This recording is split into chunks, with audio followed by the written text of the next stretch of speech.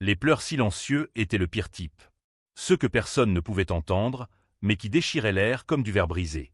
Le garçon de 6 ans était recroquevillé dans le coin du garde-manger, les yeux rouges fixés dans le vide, les mains tremblantes sur ses genoux écorchés.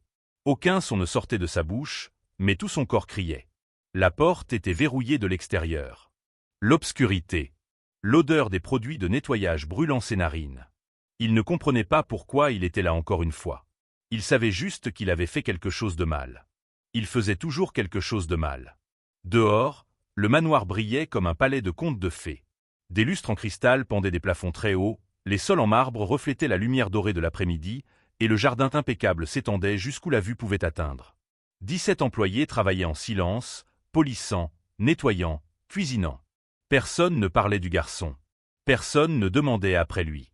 C'était comme s'il n'existait pas. La nouvelle femme de ménage arriva ce jour-là avec sa fille accrochée à la main. Une fille de 8 ans, mince et observatrice, portant un sac à dos usé sur le dos.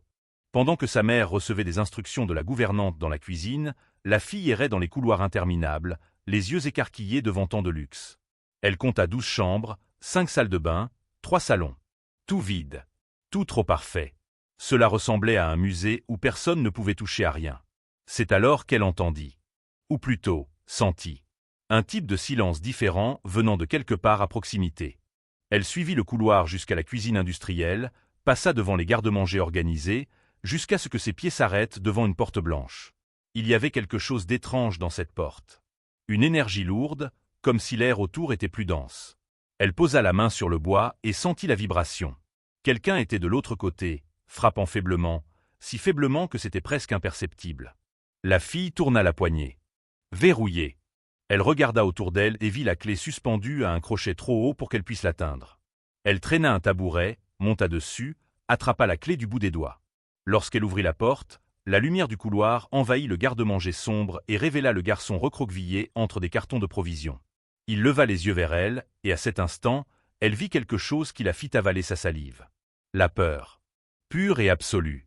Le garçon ne dit rien. Il resta là, paralysé, comme si attendre la punition était la seule chose qu'il savait faire. La fille tendit la main lentement, mais il recula, protégeant son visage avec ses bras. Alors elle remarqua les hématomes. Petits, violets, éparpillés sur ses bras maigres. Récents. Elle avait déjà vu des marques comme celle-ci. Sur son cousin qui vivait avec elle avant d'aller chez ses oncles. Le cousin qui était sourd et que personne ne comprenait, jusqu'à ce qu'elle apprenne à parler avec les mains. Elle se baissa à sa hauteur, bougea les doigts lentement, formant des signes simples. « Ça va ?» Le garçon écarquilla les yeux. Pour la première fois depuis des mois, quelqu'un lui parlait. Vraiment. Dans sa langue. Il regarda ses mains comme si c'était de la magie, puis leva ses propres mains tremblantes et signa en retour. « Elle m'a enfermé. Je ne voulais pas renverser le vase. » La fille sentit son estomac se nouer. Avant qu'elle puisse répondre, elle entendit des pas rapides dans le couloir.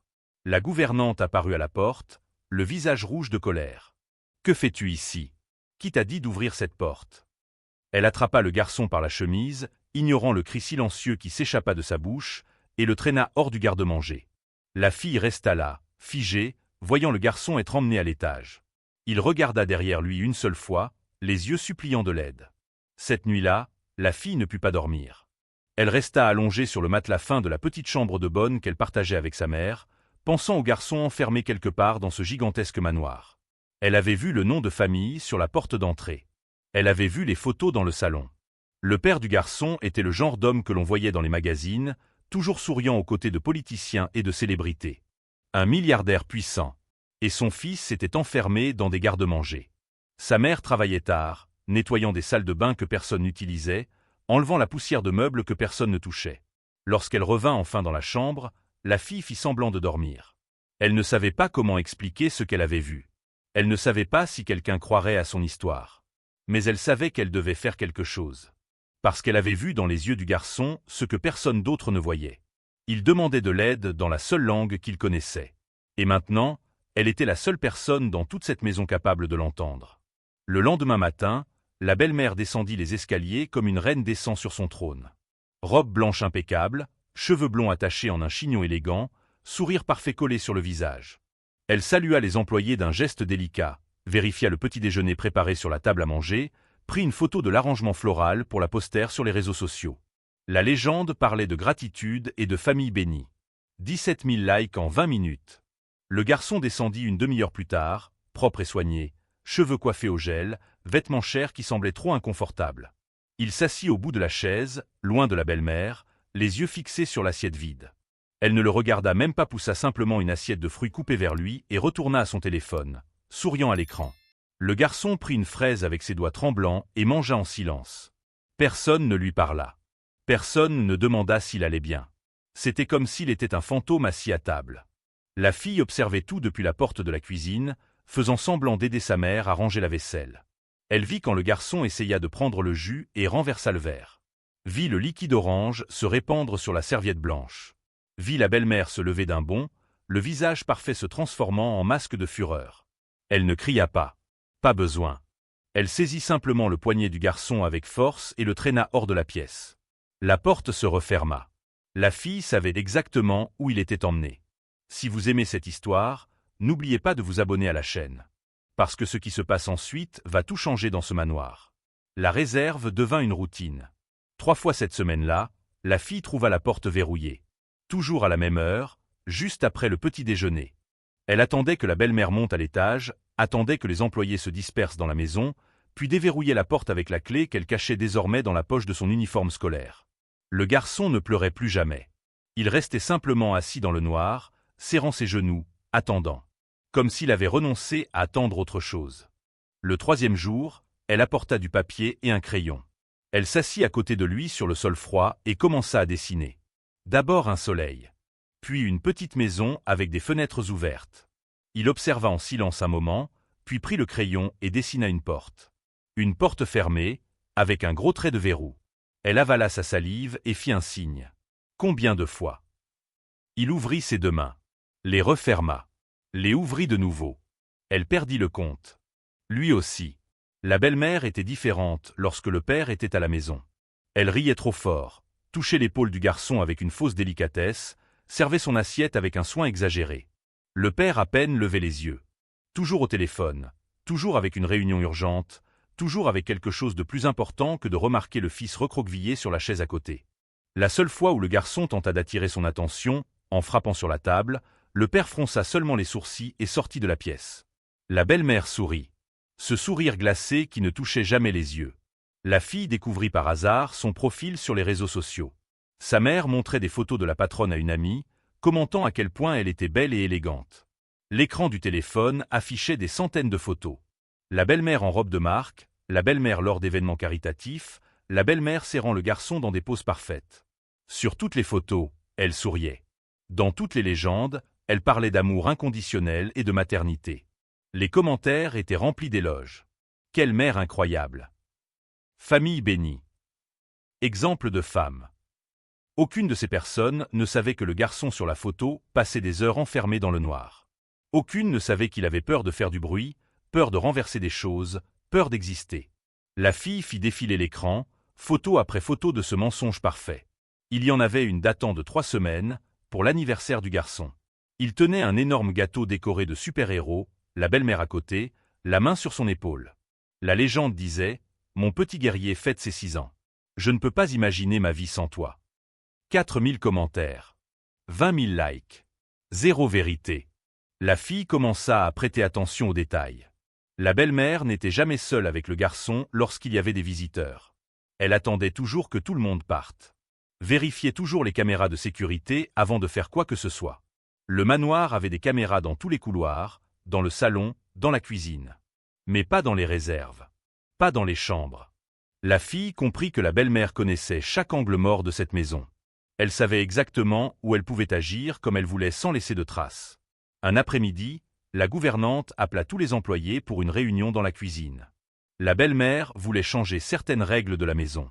Elle parla d'une voix douce et ferme, expliquant que le garçon avait besoin de routine et de discipline.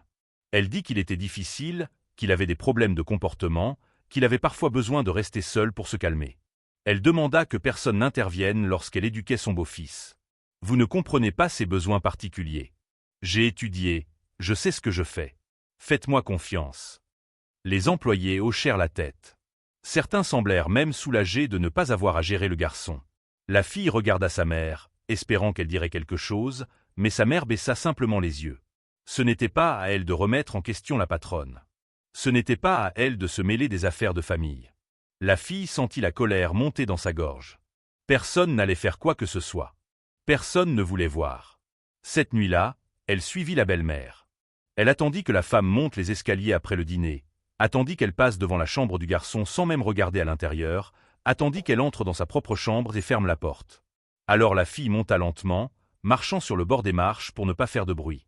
La chambre du garçon se trouvait au bout du couloir, loin de tout. Trop loin pour que quelqu'un entende s'il avait besoin d'aide. Elle frappa doucement à la porte. Aucune réponse. Tourna la poignée lentement et entra. Le garçon était assis par terre, pas sur le lit. Il avait un cahier ouvert sur ses genoux, rempli de dessins. Elle s'approcha et vit. Des dessins de portes verrouillées. Des dessins de mains levées. Des dessins d'une femme aux cheveux jaunes et à la bouche rouge criant. Dans tous les dessins, un petit garçon était recroquevillé dans un coin. Il vit la fille et ferma rapidement le cahier, la peur inscrite sur son visage. Elle fit un signe rapidement. « Je ne dirai rien. Je te promets. » Il se détendit un peu, mais tenait encore le cahier contre sa poitrine comme si c'était la chose la plus précieuse du monde. Ça l'était. C'était la seule preuve qu'il avait. La seule façon de dire ce que personne ne voulait entendre. La fille fit un autre signe. « Pourquoi tu ne montres pas ça à ton père ?» Le garçon secoua lentement la tête, les yeux remplis de larmes. Puis fit un signe qu'elle ne connaissait pas. Il le répéta 3 fois, désespéré, jusqu'à ce qu'elle comprenne. Le père ne connaissait pas le langage des signes.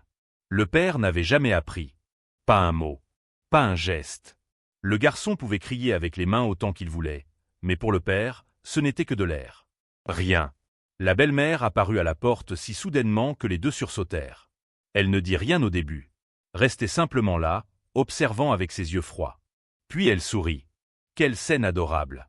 Vous jouez ? La voix était douce comme du miel empoisonné. La fille se leva rapidement, le cœur battant à tout rompre. La belle-mère continua de sourire. Je crois qu'il vaut mieux que tu retournes dans la chambre de ta mère. Nous ne voulons pas qu'elle s'inquiète, n'est-ce pas ? La fille passa devant la belle-mère, sentant le regard lourd dans son dos. Avant de partir, elle regarda une dernière fois en arrière. Le garçon était maintenant debout, le cahier caché derrière son dos, tout son corps tendu. La belle-mère ferma la porte lentement. La fille entendit la clé tourner dans la serrure. Dehors. Elle appuya son front contre le mur du couloir, les mains tremblantes. Elle devait faire quelque chose. Mais quoi ? Qui croirait une fille de 8 ans contre une femme riche et puissante ? Le lendemain matin, le garçon descendit pour le petit déjeuner avec un manche longue malgré la chaleur. La fille vit le bout d'un hématome violet dépasser du poignet. Nouveau. Frais. La belle-mère postait une photo du petit déjeuner parfait. La légende, commencer la journée avec gratitude et amour. La fille sentit son estomac se nouer. Cette femme n'était pas seulement cruelle. Elle était dangereuse. Et personne à part elle ne semblait s'en rendre compte.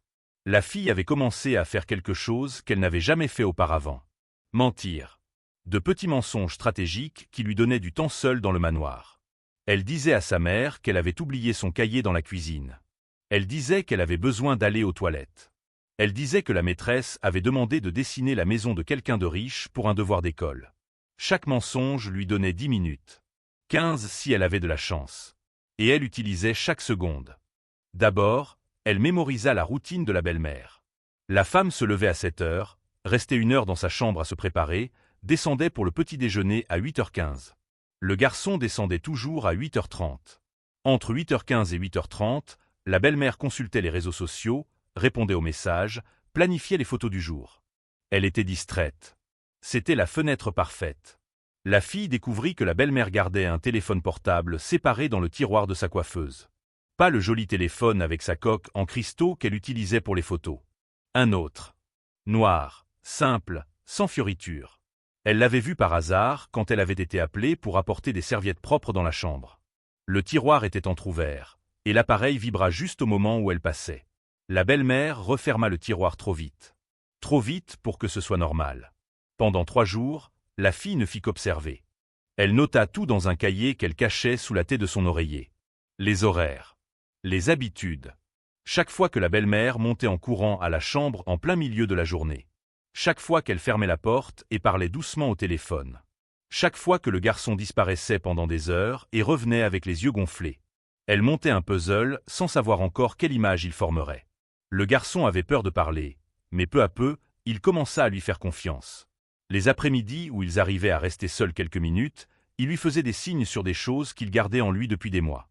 La belle-mère le pinçait là où les vêtements cachaient. Elle disait qu'il était un poids, une erreur, que son père regrettait de l'avoir eu. Elle menaçait de l'envoyer dans un endroit où les enfants à problème restaient enfermés pour toujours. Il avait 6 ans et croyait chaque mot. La fille lui demanda s'il avait quelque chose de la belle-mère. Quelque chose qui prouvait ce qu'elle faisait. Il réfléchit longtemps, puis fit signe que oui. Il se leva du sol et alla jusqu'à l'armoire. Il enfonça la main au fond, derrière les boîtes à chaussures qu'il n'utilisait jamais, et sortit un sac plastique froissé. Dedans se trouvait une écharpe rouge. Elle ne comprit pas au début, jusqu'à ce qu'il retourne le tissu et montre les taches marron. Du sang séché. Le sien. D'un jour où elle lui avait tiré les cheveux si fort que sa tête avait heurté le coin de la table. La fille sentit ses mains devenir froides. Elle prit le sac et le cacha sous son propre eau. Elle lui dit qu'elle allait le garder. Que c'était important. Qu'un jour cela servirait à quelque chose. Il ne semblait pas y croire, mais fit signe que oui quand même. Il n'avait plus personne. Elle était tout. Cette nuit-là, la fille fit quelque chose de risqué. Elle attendit que tout le monde dorme, sortit de la chambre de bonne sans faire de bruit, et monta jusqu'à l'étage des chambres principales. La maison était trop silencieuse. Chaque marche semblait crier sous ses pieds nus. Lorsqu'elle arriva à la chambre de la belle-mère, elle colla l'oreille contre la porte. Aucun son. Elle dormait. Ou du moins c'est ce que la fille espérait. Elle tourna la poignée avec précaution. Verrouillée. Bien sûr qu'elle l'était. Mais la fille avait remarqué que l'ancien employé gardait des copies de toutes les clés dans un placard de la buanderie. Elle l'avait vu par hasard quand la femme avait pris la clé de secours du sous-sol. Elle redescendit, traversa la cuisine dans le noir, trouva le placard. 15 clés étaient suspendues à des crochets avec des étiquettes manuscrites.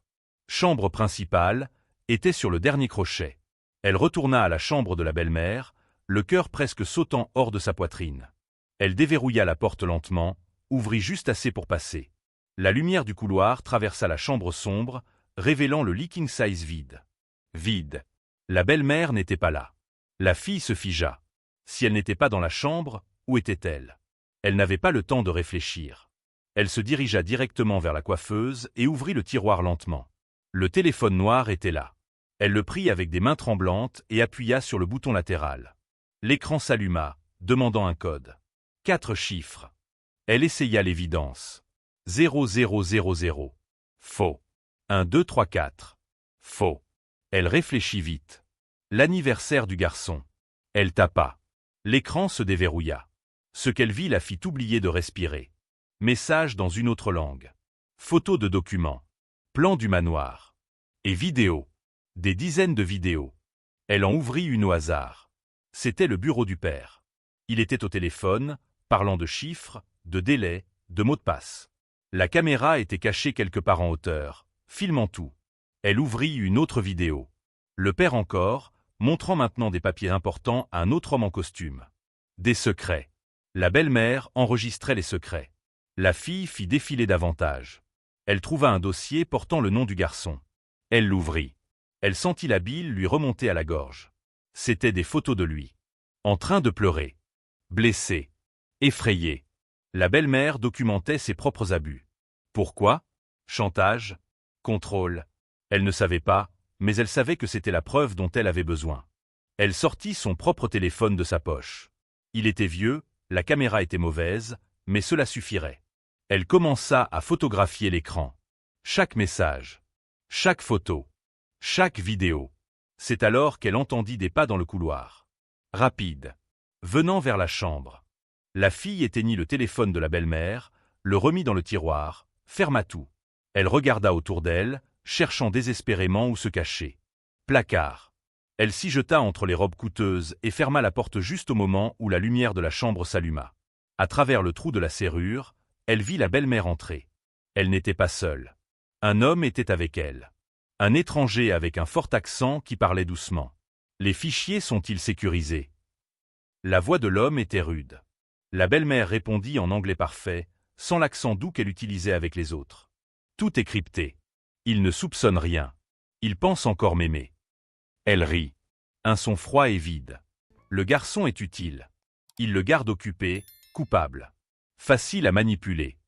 L'homme marmonna quelque chose sur les délais. La belle-mère assura qu'en 2 semaines, ils auraient tout ce dont ils avaient besoin. Alors ils pourraient disparaître. La fille retint son souffle. Elle resta recroquevillée entre les robes pendant 20 minutes qui semblèrent durer 20 heures. Quand enfin l'homme partit et que la belle-mère entra dans la salle de bain, elle sortit du placard et courut. Elle descendit les escaliers si vite qu'elle faillit tomber, traversa la maison et se jeta sur le matelas de la chambre de bonne. Sa mère ronflait à côté. Elle n'avait rien vu. La fille ouvrit le vieux téléphone, les mains encore tremblantes. Les photos étaient là. Floues, mal éclairées, mais là. Des preuves. De tout. Maintenant, elle devait seulement décider quoi en faire. Car si la belle-mère découvrait, si cet homme découvrait, elle ne savait pas ce qui se passerait. Elle savait seulement que le garçon avait 2 semaines. Après cela, tout ce que la belle-mère planifiait arriverait. Et elle avait l'horrible impression que ce n'était rien de bon. La fille ne dormit pas. Elle passa la nuit à planifier jusqu'au lever du soleil. Elle ne pouvait pas en parler à sa mère, celle-ci serait renvoyée avant que quelqu'un n'entende toute l'histoire. Elle ne pouvait pas en parler aux employés, ils avaient trop peur de perdre leur travail. Elle avait besoin de quelqu'un que la belle-mère ne pouvait pas contrôler. Quelqu'un d'important. Quelqu'un que le père devrait écouter. La réponse vint lorsqu'elle vit l'agenda dans la cuisine. Tous les mardis, un homme en costume gris venait pour des réunions avec le père. La gouvernante disait toujours qu'il était avocat, du genre à s'occuper de choses sérieuses. Si elle parvenait à lui parler, à lui montrer les preuves, peut-être qu'il croirait. Peut-être qu'il agirait. Le mardi arriva comme un cadeau empoisonné. L'homme en costume arriva pile à midi. La fille attendit qu'il termine la réunion, attendit que le père sorte pour prendre un appel, puis s'approcha lorsqu'il rangeait des papiers dans son porte-documents en cuir. « Monsieur, je dois vous montrer quelque chose. » Sa voix sortit plus ferme qu'elle ne l'avait prévu. Il baissa les yeux, surpris de voir un enfant là. C'est au sujet du garçon de la maison. Et de sa belle-mère. Il allait la renvoyer. Elle le vit sur son visage. Mais alors elle sortit le téléphone et montra la première photo. L'écran du téléphone noir de la belle-mère avec les messages dans une autre langue. Il fronça les sourcils. « Où as-tu eu ça ?» Elle montra la suivante. Et encore une autre. Les vidéos du bureau. Les plans du manoir. Les photos du garçon blessé. Il cessa de respirer. Il prit son téléphone avec précaution, agrandit les images, étudia chaque détail. Lorsqu'il leva les yeux, ils étaient différents. Il y avait de l'urgence dans son regard. « Il faut que tu m'emmènes à ce téléphone. Maintenant. » Ils montèrent ensemble, la fille en tête, le cœur battant si fort qu'elle était sûre que tout le monde dans la maison pouvait l'entendre. La belle-mère était dans le jardin, en train de prendre des photos pour les réseaux sociaux, la robe flottant au vent, le sourire parfait sur le visage. La fille regarda par la fenêtre. Ils avaient le temps. Ils entrèrent dans la chambre, elle ouvrit le tiroir. Le téléphone noir était encore là. L'avocat le prit avec un mouchoir, faisant attention à ne pas laisser d'empreintes digitales supplémentaires à celles déjà présentes. Il alluma l'appareil. Le code. La fille tapa l'anniversaire du garçon. L'écran s'ouvrit. L'avocat passa les 10 minutes suivantes dans un silence absolu, faisant défiler, ouvrant des fichiers, lisant les messages. Son visage devenait de plus en plus pâle. Ce n'est pas seulement de la maltraitance domestique. C'est de l'espionnage industriel. Elle vend des secrets de l'entreprise. Il regarda la fille avec une expression mêlant choc et respect. Tu as sauvé plus que ce garçon. Tu as sauvé toute l'entreprise. C'est alors qu'ils entendirent des pas dans l'escalier. La belle-mère. L'avocat rangea le téléphone dans le porte-documents. Reste derrière moi. La porte s'ouvrit. La belle-mère entra en souriant, puis vit les deux là. Le sourire se figea. Que faites-vous dans ma chambre? La voix était encore douce, mais il y avait de l'acier dessous. L'avocat fit un pas en avant. Nous cherchions ça. Il leva le téléphone noir. Le visage de la belle-mère changea. Le masque d'élégance fondit, révélant quelque chose de froid et calculateur en dessous. Tu n'as pas le droit de toucher à mes affaires. Elle s'avança pour saisir l'appareil, mais l'avocat recula. En fait, si. En tant qu'avocat de l'entreprise, j'ai l'autorisation d'enquêter sur toute menace à la sécurité de l'entreprise. Et ceci, il agita le téléphone, est une menace énorme. La belle-mère regarda la fille, et dans ce regard il y avait de la haine pure. C'est toi. Ta petite curieuse. Elle fit un pas vers la fille, mais l'avocat bloqua le chemin, ne l'approche pas. J'ai déjà appelé la police. Ils sont en route. La belle-mère rit. Un son aigu et désespéré. La police? Tu crois qu'ils vont te croire? Je suis l'épouse. Je suis la victime ici. Ce garçon est difficile, il a des problèmes. Tout le monde le sait. Tout le monde le sait parce que tu as planté cette idée dans leur tête. Le père apparut à la porte. Sa voix était brisée. Il tenait son propre téléphone, l'écran montrant l'une des vidéos que l'avocat avait envoyées. La vidéo d'elle maltraitant le fil. La vidéo d'elle parlant avec l'homme à propos de la vente de secrets. La vidéo d'elle riant de son mari dans son dos. J'ai eu confiance en toi. Je t'ai confié ma maison, mon entreprise, mon fils. La belle-mère tenta de se justifier. Mon amour, je peux expliquer, ce n'est pas ce que ça semble être. Mais il leva la main, la faisant taire. Mon fils a essayé de me le dire. De toutes les manières qu'il connaissait. Et je ne l'ai pas écouté. Parce qu'il était plus facile de te croire que d'apprendre à lui parler. Des larmes coulaient sur son visage. Je l'ai négligé de toutes les manières possibles. Mais je ne vais pas échouer maintenant. Des sirènes résonnèrent dehors. Des voitures de police passèrent le portail. La belle-mère regarda autour d'elle comme un animal acculé, cherchant une issue. Il n'y en avait pas. 2 officiers montèrent les escaliers, l'avocat remit le téléphone et expliqua rapidement la situation. Ils demandèrent à la belle-mère de les suivre. Elle résista, cria à propos des avocats, des droits, de comment tout cela était un malentendu ridicule. Mais quand ils lui mirent les menottes, elle se tut enfin. Avant de partir, elle regarda la fille une dernière fois. « Tu ne sais pas ce que tu as fait. Tu n'as aucune idée. » La fille serra fermement la main de l'avocat et répondit pour la première fois. « Je sais exactement ce que j'ai fait. J'ai écouté quelqu'un que personne ne voulait entendre. » La belle-mère fut emmenée en bas des escaliers, à travers le salon où les employés regardaient, choqués, à travers le jardin parfait, jusqu'à la voiture de police. Le père s'effondra sur une chaise, le visage dans les mains. « Où est mon fils? Je dois le voir. » La fille le conduisit jusqu'à la chambre du garçon. Il était recroquevillé sous le lit, tremblant. Il avait entendu les cris, les sirènes, ne comprenait pas ce qui se passait. Le père se mit à genoux, regarda sous le lit.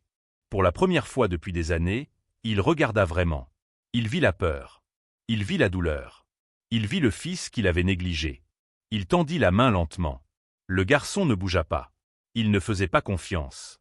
Pourquoi aurait-il fait confiance? Le père regarda la fille, perdue. Elle se mit à genoux à côté de lui et fit des signes. C'est fini. Elle est partie. Tu es en sécurité maintenant. Le garçon la regarda longuement, puis regarda le père. Il fit un signe. La fille traduisit, la voix tremblante. Il a demandé si tu allais apprendre à lui parler maintenant. Le père avala difficilement. Il fit signe que oui, les larmes mouillant son visage. Puis il fit quelque chose qu'il n'avait jamais fait. Il leva les mains et essaya de faire des signes. Ce fut maladroit, incorrect, mais il essaya. Juste un mot. Désolé. Le garçon comprit. Il sortit lentement de sous le lit. Il ne serra pas son père dans ses bras. Il ne sourit pas. Mais il resta là. Et pour l'instant, c'était suffisant. 3 mois plus tard, le manoir avait changé. Il n'était plus silencieux. Il y avait des rires, du bruit, de la vie. Le garçon descendait les escaliers le matin sans peur, les pieds nus frappant le marbre, et personne ne se plaignait. La cuisine avait toujours quelqu'un pour préparer le petit déjeuner, et il s'asseyait au comptoir en balançant les jambes tout en aidant à casser les œufs. Parfois il se trompait et le jaune coulait sur le comptoir. Personne ne le mettait en garde-robe pour ça. Le père avait engagé un professeur de langue des signes. Un homme patient qui venait 5 fois par semaine et enseignait non seulement au père, mais à tous les employés de la maison. Les cours avaient lieu dans le salon, tous assis en cercle, trébuchant sur les mains, riant de leurs propres erreurs. La gouvernante était la plus dévouée. Elle portait des cartes avec des signes dans la poche de son tablier et s'entraînait en nettoyant. Quand elle voyait le garçon, elle faisait le signe « Bonjour » ou « Tu veux des biscuits ?» et son visage s'illuminait. La fille et sa mère ne vivaient plus dans la petite chambre de domestique. Le père avait insisté pour qu'elle reste dans une des suites d'invités, au moins jusqu'à ce qu'il trouve un moyen de remercier correctement la fille pour ce qu'elle avait fait. « Tu as sauvé mon fils. Sauvé mon entreprise. Sauvé de moi-même. » Il avait proposé de l'argent, mais la mère avait refusé. « Ma fille ne l'a pas fait pour de l'argent. Elle l'a fait parce que c'était juste. » Finalement, il paya les études universitaires de la fille à l'avance et offrit un meilleur emploi à la mère. Directrice de la maison, plus femme de ménage. Avec respect. Avec dignité. Le procès de la belle-mère avait été rapide. Les preuves étaient trop solides. Espionnage industriel, maltraitance d'enfants, fraude. 23 ans de prison. Sans possibilité de libération conditionnelle les 12 premières années. L'organisation pour laquelle elle travaillait fut démantelée. 17 personnes arrêtées. Des millions de secrets d'entreprises récupérés. Les journaux appelèrent cela « Opération Silence brisé », sans savoir que le nom était plus approprié qu'ils ne l'imaginaient. Le garçon ne posa pas de questions à son sujet. Dans les premiers jours après l'arrestation, il se réveillait au milieu de la nuit en s'attendant à trouver la porte de sa chambre verrouillée. Il allait à la poignée, testait, et soupirait de soulagement lorsqu'elle tournait. Le père commença à dormir sur la chaise à côté de son lit, la main du garçon tenant ses doigts même pendant le sommeil. Il fallut 6 semaines avant qu'il puisse dormir toute la nuit sans se réveiller effrayé. La thérapie aida. Une psychologue spécialisée dans les enfants sourds et les traumatismes venait 3 fois par semaine. Elle utilisait des poupées, des dessins, des signes doux. Peu à peu, le garçon commença à traiter tout ce qu'il avait vécu. Il commença à comprendre que ce n'était pas de sa faute, qu'il n'était pas difficile, qu'il n'était pas une erreur. Il était juste un enfant que personne ne s'était donné la peine de connaître. Le père changea aussi. Il annula la moitié de ses voyages d'affaires. Il engagea un PDG adjoint pour s'occuper des réunions qu'il jugeait toujours plus importantes que son fils. Chaque matin, avant de partir au bureau, il s'asseyait avec le garçon et ils faisaient des signes ensemble. Ils commencèrent par des choses simples. « As-tu bien dormi ? Que veux-tu pour le petit déjeuner ? Je t'aime. » Les mains du père étaient grandes et maladroites, mais il essayait. Et le garçon le remarquait. Remarquait et commençait, doucement, à refaire confiance. La fille et le garçon devinrent inséparables. Elle lui enseignait des choses qu'elle apprenait à l'école, lui apprenait de nouveaux signes que le professeur apportait. Ils construisirent une petite cabane dans l'arbre du jardin, un endroit secret où seul eux pouvaient entrer. Là-haut, entre les feuilles et le ciel, ils faisaient des signes sur tout. Sur les peurs, sur les rêves, sur combien le monde était parfois étrange et injuste. Mais aussi sur l'espoir. Sur les secondes chances. Sur comment une seule personne qui fait attention peut tout changer. Un après-midi, le garçon posa une question qu'elle n'attendait pas. « Pourquoi m'as-tu aidé ? Personne d'autre ne m'a aidé. » La fille réfléchit longuement avant de répondre. « Parce que je sais ce que c'est que personne ne t'écoute. Quand tu cries et que personne ne fait attention. Mon cousin était comme ça. Tout le monde disait qu'il était difficile, mais il essayait juste de parler. Personne ne voulait apprendre sa langue. Alors il est resté silencieux.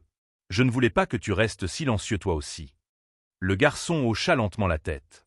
Puis fit un signe qui fit brûler les yeux de la fille. « Tu m'as redonné ma voix. » Elle sourit et fit un signe en retour. « Tu as toujours eu une voix. Tu avais juste besoin de quelqu'un qui sache écouter. » Le manoir cessa peu à peu d'être une prison et devint une maison. Le père installa des lumières spéciales qui clignotaient quand quelqu'un sonnait à la porte, pour que le garçon sache qu'il avait de la visite. Il mit des sous-titres sur toutes les télévisions. Il engagea un interprète pour accompagner son fils aux consultations médicales et éventuellement à l'école. Ce n'était pas parfait. Il y avait encore des jours difficiles. Encore des moments où le garçon se recroquevillait en attendant une punition. Mais de moins en moins. De plus en plus, il était juste un enfant. Heureux. En sécurité. Vu. Pour son 7e anniversaire, le père organisa une petite fête. Rien de ostentatoire. Juste des personnes qui comptaient vraiment. Les employés, la fille et sa mère, le professeur de signes, la thérapeute. Le gâteau avait des super-héros, comme celui de la fausse photo 1 an plus tôt, mais cette fois c'était vrai. Quand ils chantèrent Joyeux anniversaire, tous firent des signes en même temps que la chanson. Le garçon regarda autour de lui, vit toutes ses mains se mouvant pour lui, et pour la première fois depuis longtemps, il sourit. Un vrai sourire qui atteignait les yeux. Il souffla les bougies et fit un vœu qu'il ne confia à personne. Mais la fille savait. Elle savait toujours. Il avait souhaité que cela dure. Que personne ne l'oublie jamais.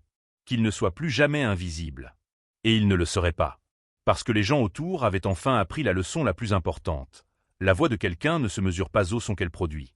Elle se mesure à la volonté des autres d'écouter. Et parfois, les voix les plus importantes sont celles auxquelles personne ne prête attention. Celles qui chuchotent en silence, en espérant que quelqu'un, n'importe qui, s'arrête et regarde. Vraiment regarde. Pas pour réparer. Pas pour juger. Juste pour voir. Pour comprendre. Pour être présent.